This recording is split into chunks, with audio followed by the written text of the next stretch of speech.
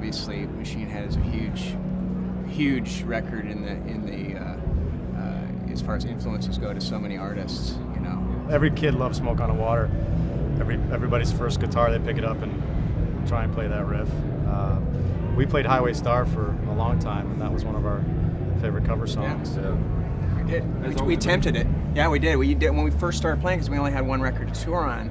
So we were like, well, which song should we do? And we decided to do Highway Star. And we had a blast playing it, especially the two of us, because we did the guitar lead, you know, and we'd harmonize, and so that was a real, you know, cool part of the set for us. When I think about Deep Purple, I mean, the thing that always strikes me first is just their musicianship and how all of these guys come together and form this music together with just, I mean, every one of them is outstanding at what they do individually, and being able to, it's great to be able to shred a guitar and, you know, be the fastest drummer or whatever, or be the most, but to have all those notes come together, I just think of symmetry and togetherness on, you know, whether it might be not personality-wise, but the music coming together, that's what I think about. Deep Purple, for me, was just, you know, the ultimate band. Deep Purple, I remember, you know, obviously because Richie Blackmore, and obviously Smoke on the Water and everything. You know, it's such an iconic tune. You got Smoke on the Water, Iron Man, you know, Stairway to Heaven. I mean, I'm just saying, these are like, you know, the first song you learn when you start playing guitar is that, because you can learn it on one string, it's either Smoke on the Water and then Iron Man, you know what I mean? A lot of these people nowadays missed the blues boat. They really did. Yeah, because if you really look at Sabbath, blues, and man. Deep Purple, I mean, just those big three bands. It's all blues based. It's the whole foundation of that house, of their houses, is based in blues. No, I think all three of them are insane. You know, they're all amazing. You know what I mean? They're all different. And that's what was so awesome about the '70s and all that Everybody genre was of stuff different, going man. on. You can go from Jethro Tull to Black Sabbath to Leonard Skinner to Bad Company to Deep Purple to you know, then you have the disco stuff, and then you have Led Zeppelin in there. I mean, it's just like nothing but awesome musicians and amazing bands, and all unique. Let me tell you something about Machine Head. That was a life-changing record. I was in junior high school, and that record came out, and I devoured that record. I mean, you know, Richie Blackmore, the band, Smoke on the Water. I mean, it's one of the most legendary songs. It's the first song every kid learns how to play on the guitar. Why these guys are not like the first guys in the Hall of Fame, I'll never know. That album has stood the test of time. I just worked with Ian Gillan. We did a tour together, and Steve Morse is a dear friend, and I worked with Mr. Pace, and we did a thing together a few years back, and Roger Glover, we did something last summer. So the connection, and my being a fan and also having the honor of, you know, playing some of these songs with the guys, I don't know, I think they're one of the most important bands in the history of rock and roll, for me.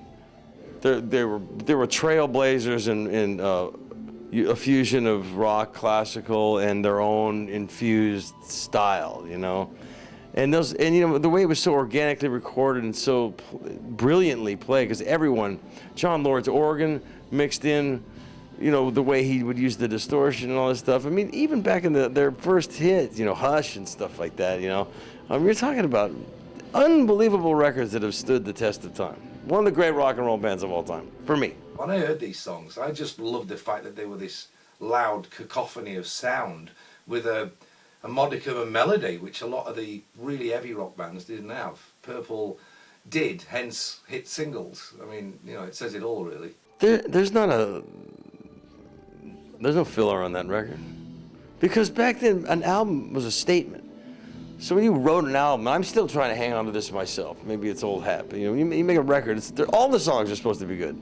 Now, good is subjective.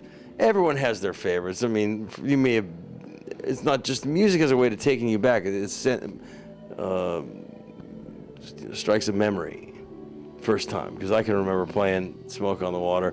I remember putting the needle on and hearing the opening riff, and one of the favorite things was the way that the snare drum just came in. And then when the bass came in kicking on those eighth notes, I was like, oh my God. And, you know, it's one of the greatest guitar solos ever recorded. When I was growing up as a kid, I grew up in California, but the first album that I really got into was Made in Japan, which was a double live album. Well, I was a teenager in the 70s, so I was exposed to all that really great progressive rock stuff of the 70s, like Led Zeppelin and Queen and Deep Purple. And, you know, Deep Purple, you know, like a lot of those bands at the time, they had their own sound, and it was very raw. You know, the ingredients were very in your face, and the music, the songs were great songs. And, you know, great songs draw you in.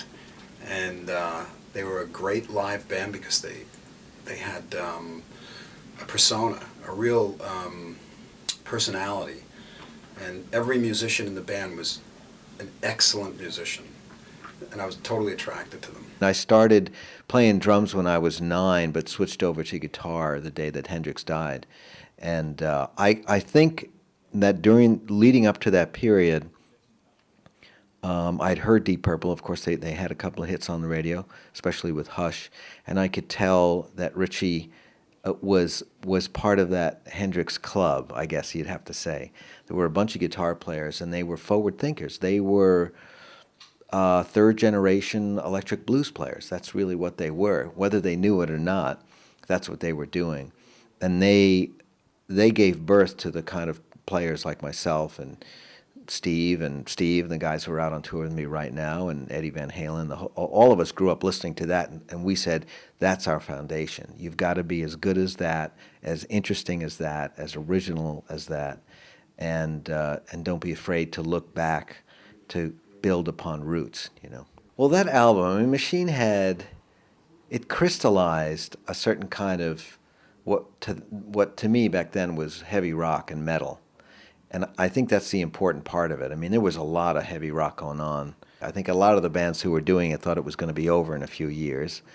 But when that album came out, from me and my friends, being in a high school rock band that was playing Sabbath and Stones and Hendrix and Cream and stuff like that, it meant a lot because we stepped back and we said, wow, this record has done it right. There's something solid about it. There's something cultured about it. It's gutsy, it's bluesy, it's soulful, but it's polished at the same time.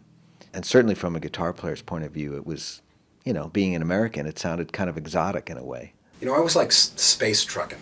There's just something so cool about it. You know, the lyric, you know, just the groove, the riff. I mean, they're such a great riff band. But Highway Stars, you know, it's just this like magnum opus of rock and roll.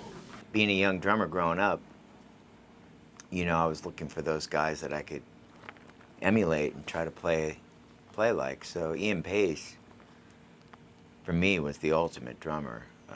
The only thing that was a little strange about it for me was that he was a lefty. So watching him, I guess it was kind of like looking in a mirror. So you could you could look at him and it would be the opposite of what you were doing. But he was just a guy that I emulated a lot more than a lot of guys I knew, drummers growing up. Everyone was into John Bonham. But Ian Pace, for me, was probably the first influence that I took much more of his style of playing than John Bonham for what I was doing at the time. And I just loved it.